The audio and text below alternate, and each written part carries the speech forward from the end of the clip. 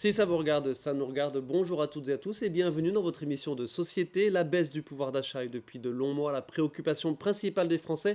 Un pouvoir d'achat inextricablement lié pour une bonne partie d'entre nous à l'emploi. On fait le point cette semaine sur quelques actus sociales, les secteurs d'activité dans notre département qui se portent bien et ceux qui marquent le pas, les salaires, la relation au travail, l'état du dialogue social ou encore France Travail si on a le temps. On évoque tout cela avec nos trois invités. Patricia Accard, bonjour. Bonjour, Vous êtes la secrétaire générale de la CFDT des Vosges. Merci d'être c'est avec nous ça. sur ce plateau. À vos Merci. côtés, Delphine Rouxel pour la Bonjour à tous. CGT. On vous connaît toutes les deux, bien sûr, à l'antenne régulièrement. Et enfin, Laurence Rayer, bonjour. Vous Bonjour. êtes la déléguée générale du MEDEF Vosges. Un petit point, le MEDEF, déjà, c'est pas que pour les grandes entreprises. On se Non, précise ça.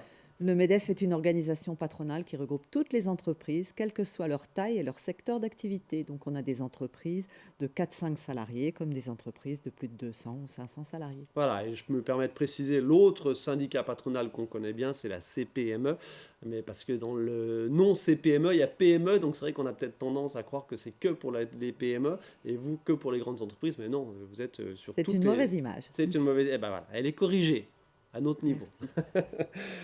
Évidemment, on pense aux autres organisations syndicales, il y en a de nombreuses, 8, 9, 10, 11 sur certaines manifestations intersyndicales, mais voilà, la CFDT et la CGT qui sont représentées sur notre département. Qui sont représentées ici, pardon. Patricia Accard, sur notre département, la CFDT reste en pole position, si je peux me permettre. Oui, elle reste en pole position En termes d'adhérents dans les entreprises, dans les alors, structures, santé, sociale, etc. en termes de représentativité sur les élections. Ok. En Grand Est aussi. Et les deux autres principaux, la CGT bien évidemment, et Force ouvrière. Un petit coucou à Franck Patin qui est souvent en plateau aussi chez nous. Allez, mesdames, pas mal de choses à se dire. Déjà un petit point sur l'activité, l'emploi, l'économie sur notre département.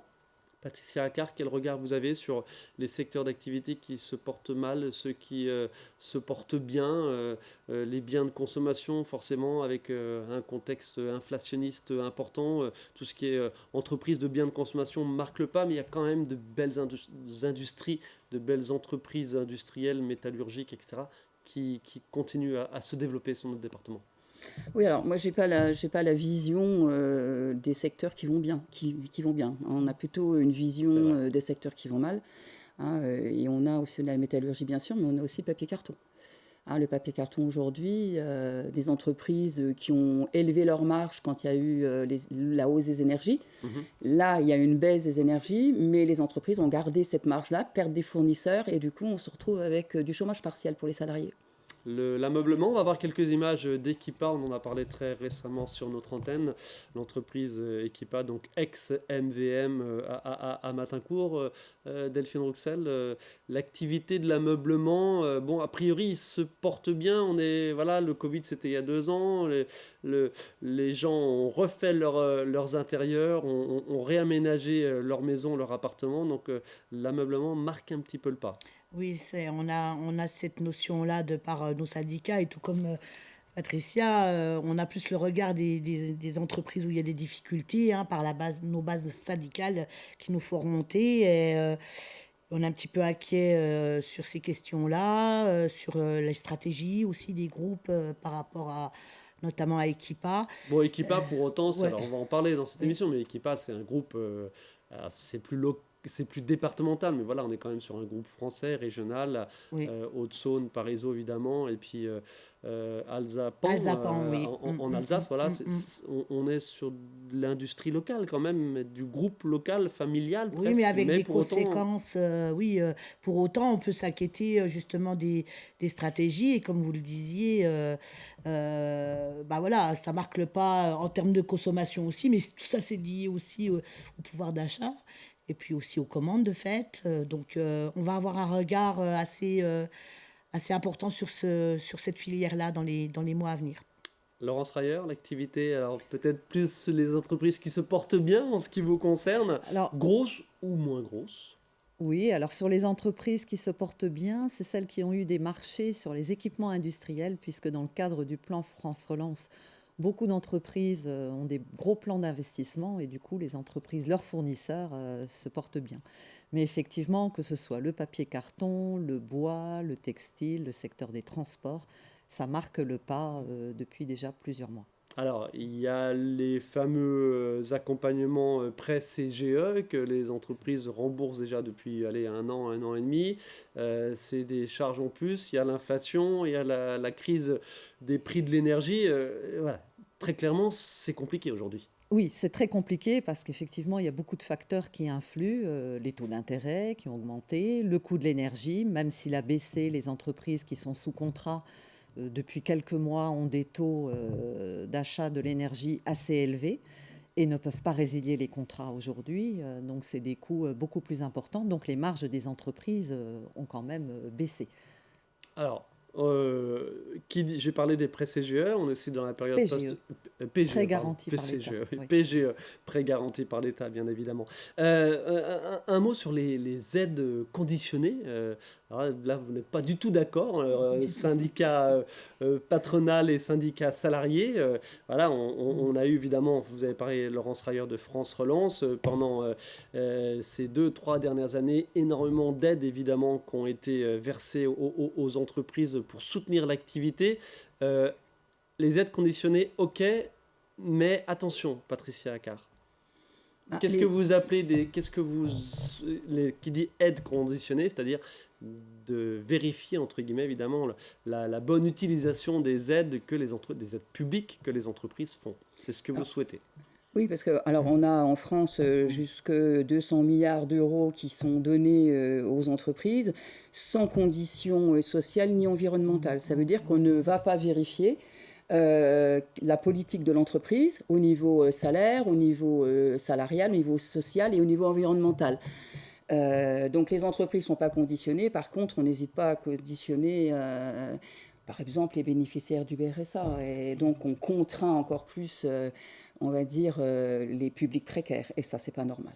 Laurence Rayer, et puis Delphine, c'est un point d'achoppement entre vous, c'est certain. Laurence. Alors la conditionnalité des aides a fait son apparition lors de la conférence sociale, d'ailleurs, du 16 octobre dernier, où le constat a été fait que certaines branches professionnelles avaient des salaires minima en dessous du SMIC. Et c'est à cette occasion-là qu'on a parlé de conditionnalité des aides.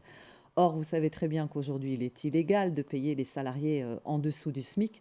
Et le fait de dire les entreprises qui dépendent de ces branches ne pourraient plus bénéficier des exonérations de charges parce que les branches n'ont pas des minima conventionnels supérieurs au SMIC, c'est pas entendable parce que c'est pénaliser des entreprises à cause de la faiblesse du dialogue social dans ces branches, puisqu'en fait, à chaque augmentation du SMIC, les branches se réunissent pour renégocier les minima conventionnels, pour les porter au-delà du SMIC. Et donc, il y a certaines branches qui ne l'ont pas fait. De quel métier parle-t-on exactement? Vous avez 2-3 exemples en tête? Non, puis je ne voudrais pas stigmatiser non plus des branches. Donc, j'imaginais bien. Il y a encore quelques mois, 80 branches, je crois, où les minima conventionnels étaient en deçà du SMIC. Mais bien sûr, les entreprises ne peuvent pas payer les salariés en dessous du SMIC. Donc, pénaliser les entreprises de ces branches parce que le dialogue social est pauvre dans ces branches, ce n'est pas normal. Ok, alors le dialogue social, je comptais en parler un petit peu plus loin dans l'émission, mais Delphine Rouxel, qu'est-ce que... Alors, si je peux ajouter sur France Relance, où là, effectivement, il y a eu beaucoup d'aides aux entreprises, c'est quand même en complément des investissements qui sont réalisés par les entreprises. C'est un coût, c'est pas un cadeau. Il faut arrêter de dire on fait des cadeaux aux entreprises. C'est pas ça du tout. On va détailler les choses. Delphine Rouxel. Oui, sur la conditionnalité des aides aux entreprises, ok pour l'investissement. Ou l'inconditionnalité. Ou la conditionnalité, ok pour l'investissement. Mais c'est vrai que je reprends, mais sur les aspects d'emploi, on ne parle pas uniquement des salaires, sur la conditionnalité, mais en termes d'emploi, de maintien de l'emploi. On a vu pas mal d'entreprises avoir des aides sans aucune conditionnalité, fermer boutique 2 ans après, sans avoir eu ce regard-là d'exigence vis-à-vis du maintien de l'emploi. Voilà, on n'est pas contre les aides, mais c'est ce qu'on en fait. Alors, petite subtilité locale ou singularité locale, est-ce que ça concerne vraiment un département comme notre département des Vosges? Est-ce que c'est pas vraiment juste des exceptions à la marge? Parce qu'on reste un département où le tissu de PME, donc d'entreprises familiales, patrimoniales, locales, est plutôt très présent. Donc, ces entreprises voyous, est-ce qu'on est vraiment concerné dans les Vosges? Alors, il n'y a pas une question d'entreprise voyou, c'est la conditionnalité, c'est pouvoir mettre derrière un abandon ou un don financier ou quelque chose de financier, derrière la question sociale au cœur de l'entreprise. Ça, c'est pas du tout évoqué. Et puis, si on peut parler aussi des exonérations Mhm. aussi patronales, c'est aussi conditionner ça, c'est des trappes à bas salaire, où la question des salaires, la question des emplois, elle doit faire partie de ces conditions. Laurence Rayer, il y a un terrain d'entente à trouver entre vous à ce sujet un jour ou pas? Alors, si je veux réagir sur les trappes à bas salaire, c'est le problème des transferts sociaux, justement, où il y a des hausses de salaire qui ne se font pas parfois pour des temps partiels parce que le salarié, en contrepartie, perd la prime d'activité. Donc, il y a des choses à faire et à renégocier pour éviter justement ces trappes à bas salaire. Les transferts sociaux, c'est prégnant ça, vraiment? Ah bah, la prime d'activité, oui. Mhm. Oui, oui, tout à fait. Et c'est-à-dire qu'il faudrait... La prime d'activité, ok, c'est bien, mais justement, ça, comme vous dites, ça évite une hausse des salaires de base. Ça limite la hausse Ça des limite. salaires pour éviter à certains salariés de perdre certains éléments de transfert, comme la prime d'activité ou de l'allocation logement. Patricia Ricard, votre regard sur cette notion, ce dégât, entre guillemets, collatéral des transferts sociaux, qui sont importants, évidemment, dans un pays comme nous, avec le modèle social français. Je dirais que si on avait des salaires décents, on n'aurait pas besoin de mettre en place des transferts sociaux. Parce que le problème, il est là. C'est qu'aujourd'hui, s'il y a des salariés qui ont droit à la prime d'activité, c'est bien parce que le salaire n'est pas assez haut. Donc, on a une politique salariale qui est basse dans les entreprises. Donc, c'est ça qu'il faut remonter. Parce que les primes, ok, mais enfin, le salaire, au niveau de la retraite, calcul de la retraite, les primes ne rentrent pas dedans. Donc c'est vraiment une politique salariale et de relever vraiment les salaires. Comme ça, on évitera. Pardonnez-moi un regard de béotien. Ça veut dire quoi? Ça veut dire qu'à un moment T, il faudrait baisser les primes d'activité et augmenter les salaires? Ah oui. Que tout le monde fasse ça en même temps, je veux dire, c'est ça? C'est ça l'idée? Bah, Bah, c'est- Ce serait l'idée? c'est- Ce serait l'idéal? Partager la Partager. valeur, c'est augmenter les salaires. C'est pas partagé par des primes.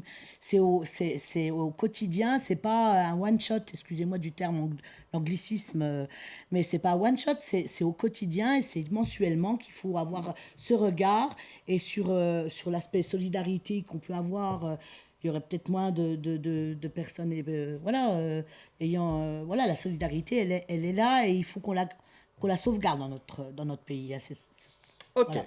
Eh bien, écoutez, thème effectivement, enfin, vieille actu dont on voit les conséquences, évidemment. On est dans une période parfois de réouverture de négociations salariales, au regard, évidemment, de l'inflation et du reste à vivre ou du reste à survivre, comme certains d'entre vous le disent, Patricia Accard, sur ces réouvertures de négociations salariales. Voilà, elles sont bienvenues, j'imagine, dans les entreprises.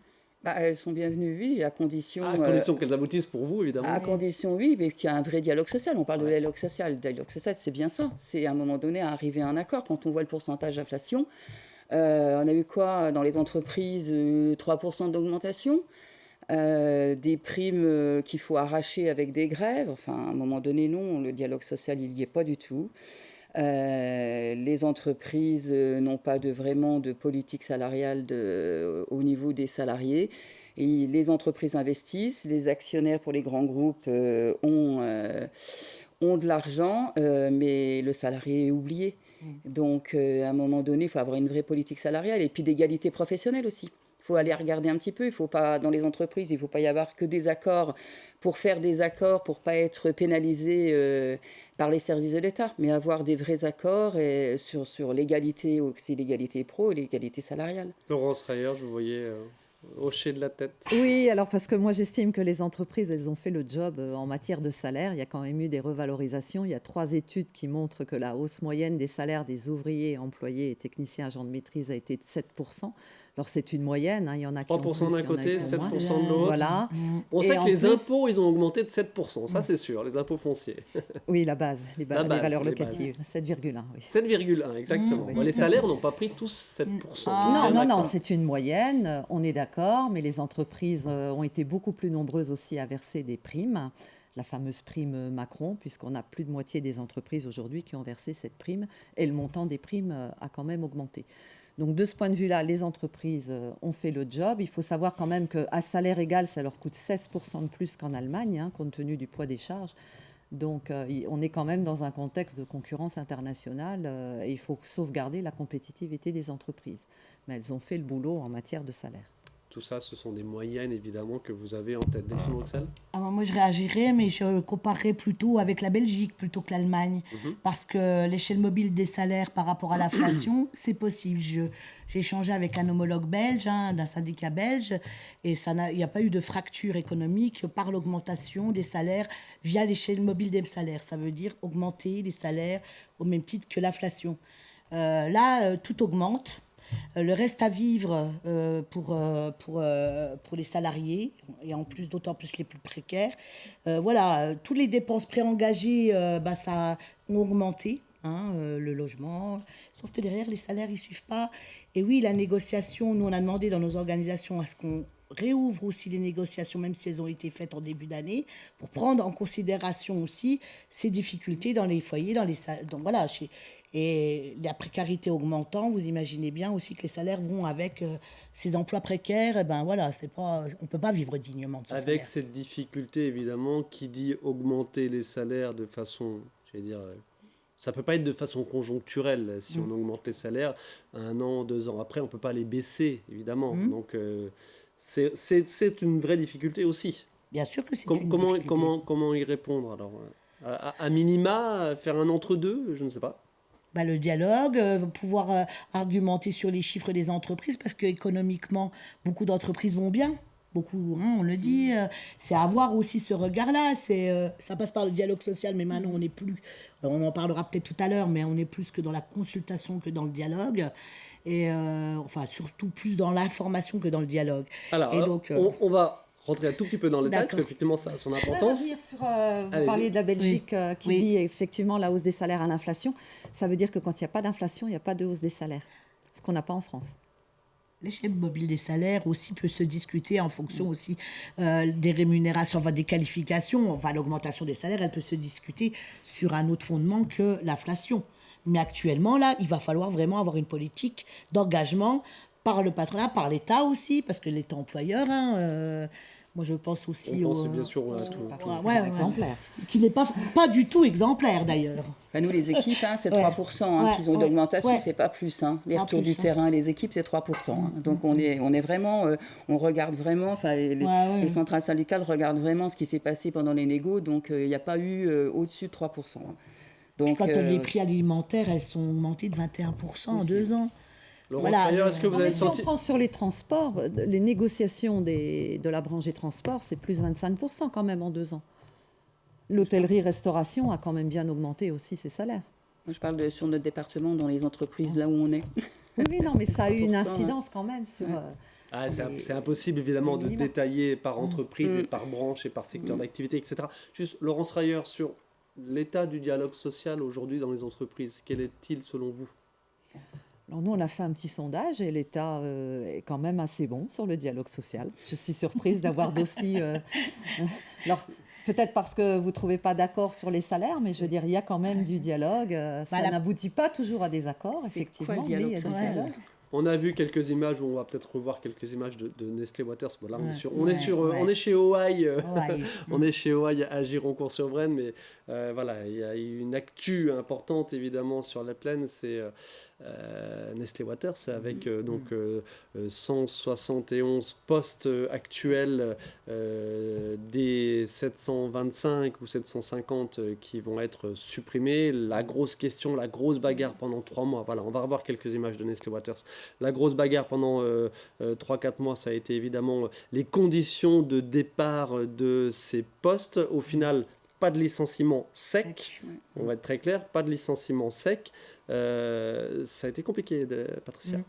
C'était très compliqué parce que alors, quand on parle de dialogue social, alors il faut avoir la définition du dialogue social. Dialogue social, c'est on se met autour de la table, l'entreprise, les représentants du personnel, et on trouve une solution. Ce n'était pas le cas. Ça a duré des mois. La pression sur les représentants du personnel. Donc quand il y a du dialogue social, on n'arrive pas à 3 mois de grève, on n'arrive pas à 3 mois de pression. Ça veut dire qu'on trouve une solution ensemble. C'est ça. Alors pour des entreprises, le dialogue social, c'est je mets une croix parce que j'ai fait une réunion sur le dialogue social ou parce que j'ai réuni le CSE. C'est pas ça le dialogue social. Il ne faut pas se tromper. Hein. Pas se tromper. Il faut regarder la définition aussi de l'OIT, hein, l'Organisation internationale du travail, hein, sur le dialogue social. Donc voilà, on a des instances aussi, côté plutôt secteur public, qui nous disaient s'il y a eu des dialogues sociaux, j'ai mis une croix là. Non, il faut arrêter, c'est pas ça. Et donc Nestlé avant, oui, ils étaient dans le dialogue social, parce que ça s'est jamais vu, ça. Là, c'est historique quand même ce qui s'est passé pendant 3 mois. Et il a fallu qu'ils trouvent. Alors, bien sûr, sur l'accord, on a l'impact des réformes des retraites. Il n'y aurait pas eu cette réforme des retraites, on n'aurait pas eu ces 3 mois de négociations sur le congé de fin de carrière. Donc c'était très très compliqué et c'est vraiment cette mobilisation est historique pour les représentants du personnel intersyndical. Je me permets de rebondir, Laurence Rayer, l'application de la réforme des retraites, comment ça se passe sur notre département ? Est-ce qu'il y a beaucoup de départs ? Est-ce qu'il y a moins de départs ? C'est quel regard vous avez Alors, il y a eu des départs... Elle est rentrée en application là au mois de septembre. 1er septembre. Donc, ceux qui pouvaient partir ont eu peur d'être impactés, donc ils sont partis. Et après, effectivement, ça revoit le plan de départ dans les entreprises, puisque certains ont un trimestre de plus à faire, mais ça peut aller jusqu'à 2 ans. Donc, effectivement, ça a une incidence. Ça se passe plutôt bien d'une façon globale ? On n'a encore pas assez de recul. Il y avait pas de recul. On n'a pas assez de On est recul. juste, Ceux qui partent le 1er septembre. Après, l'appropriation même de la réforme, c'est quand même assez complexe. C'est hyper complexe. Donc voilà, les textes sont parus assez tardivement par rapport à la mise en application au 1er septembre. Donc tout le monde ne s'est pas encore approprié exactement les contours de la réforme. Ok, allez, affaire à suivre. Il nous reste déjà plus que quelques minutes. Je souhaiterais quand même qu'on parle de formation. Quid de cette adéquation, évidemment, toujours importante entre la formation et les besoins des entreprises. Vous avez aussi un regard pas tout à fait convergent sur la chose, Patricia Accard. C'est quoi l'idée ? C'est de former des salariés aux besoins de l'entreprise ou de former des salariés à des compétences un petit peu plus globales, on va dire ? C'est de former des salariés dans le projet professionnel qu'ils ont déjà et de ne pas leur imposer. Je veux dire, on n'est pas fait pour tous les métiers, on a nos appétences et compétences, et c'est plutôt d'accompagner des gens dans un projet professionnel qui peuvent répondre à un secteur d'activité. Dire que telle entreprise a des besoins et alors là on forme les gens, non, ça fonctionne pas comme ça dans l'accompagnement de la personne. Enfin, ça, à votre sens, c'est trop restrictif. On voit quelques images d'Inotera à Nomexi qui se porte très bien. Grosso modo, Inotera, c'est chaque année une quinzaine de créations de postes, véritablement. Le textile, ça embauche, il faut former pour créer des postes, non ? Ça doit toujours répondre. Delphine Rouxel. On a quand même un souci, c'est que depuis plusieurs mois, plusieurs années, voire plusieurs années, il faut toujours que ça réponde aux besoins de l'entreprise. Et derrière, la personne, le salarié, n'est pas du tout pris en compte, c'est aux besoins de l'entreprise. Point. Et le projet professionnel est hyper important. Les moyens donnés à la formation professionnelle, c'est hyper important aussi. C'est une question aussi qui est portée en région. Il faut avoir vraiment un plan de formation répondant aux besoins du salarié avant tout, plutôt qu'à l'entreprise. Bien sûr, il y a une adaptation à des postes. Qu'est-ce que vous décriez cet état de fait et la conséquence engendre plutôt le fait que la relation au travail se perd un petit peu, qu'il y a moins de plaisir au travail et à se rendre au travail. Les conditions de travail, notamment dans l'appréhension au travail, et puis derrière, la valorisation du travail par le salaire, par les bonnes conditions. Tout ça, il y a quand même, nous, on a des salariés, des bases syndicales qui nous font remonter où il y a une détérioration et du bien-être au travail. on n'en parle plus du bien-être au travail. Ça fait partie de la vie. Voilà, donc tout ça, c'est complètement dévoyé. Vous partagez ce constat ou pas? Alors, le textile est un très bon exemple parce qu'il n'y a plus de formation textile Non, sur le sur les département. bouches. Donc, on ne peut plus former le personnel Donc, au métier du textile. Donc, on en vient ce aux sont les eux-mêmes entreprises qui doivent former. qui forment avec l'aide de leurs OPCO ou de la région dans le cadre de préparation opérationnelle à l'emploi. Donc, nous avons des offres d'emploi qui sont identifiées et nous accompagnons donc des salariés pour leur donner les compétences spécifiques dont ont besoin les entreprises. Et ça pose problème sur la relation au travail et sur l'engagement au travail, le sens donné à son travail, selon Non, vous, pas ou du tout. Après, le problème, c'est plus sur l'attractivité des métiers. Puisqu'on sait très bien qu'aujourd'hui, les jeunes ne sont pas forcément attirés par les métiers industriels. Donc, il faut plus faire une opération séduction. Mais une fois qu'on a trouvé les jeunes et qu'on les forme, il n'y a pas de souci. Ça fait des années qu'on en parle de ça aussi. Oui. Quelle est la solution? La valorisation par le salaire. Les qualifications. C'est le sens au travail aussi. C'est quel sens on donne au travail aujourd'hui, je ne suis pas sûre. Oui, il y a conditions de travail, c'est qualification, mais il y a aussi, à un moment donné, on voit des entreprises surtout dans la production. Les salariés deviennent, on en revient aux mêmes choses. À un moment donné, il n'y a pas de moyens sur les conditions de travail. Il y a peu d'aménagement sur des machines ou sur des sites de production. Donc, ce qui fait que les salariés, à un moment donné, ils sont cassés, physiquement, et on les retrouve en inaptitude et on en reprend des autres. Elle est quoi la valorisation aujourd'hui du salarié? C'est ça, c'est la vraie question. Delphine Rouxel, ce sera vos derniers mots à chacune. Oui, pareil, oui, voilà, quelle valeur on met derrière la qualification, la rémunération, c'est important. J'insiste sur ça parce que c'est vraiment ce qu'on entend, nous, au niveau des salariés. On est là pour représenter les salariés et derrière, s'il n'y a pas cette reconnaissance-là par le salaire, par de bonnes conditions, ok, et je trouve que la question de femmes-hommes, on ne l'a pas assez développée dans ce débat-là, l'égalité femmes-hommes. Il y a plein de choses qu'on aurait pu développer. Il y a plein de bonnes attentions, mais derrière... Laurence Rayer. Non, moi je crois qu'il y a quand même une méconnaissance des métiers. Il faut vraiment ouvrir les portes des entreprises et on s'aperçoit que les conditions de travail se sont quand même largement améliorées ces dernières années. Et ça passe notamment par plein d'opérations d'immersion, tout à fait, de découverte et bureau des entreprises qui est dans les lycées est là aussi pour ça. Okay. Allez, on a impossible évidemment d'aborder toutes les thématiques éco-sociales du moment, mais je pense qu'on a déjà fait un petit tour de table intéressant. Merci infiniment à toutes les trois de participation à cette émission. Bonne continuation, on se retrouve sur le terrain, dans les entreprises ou dans des bureaux, qu'importe, les deux. Merci beaucoup. Merci à vous de votre attention. On se retrouve la semaine prochaine pour une nouvelle émission.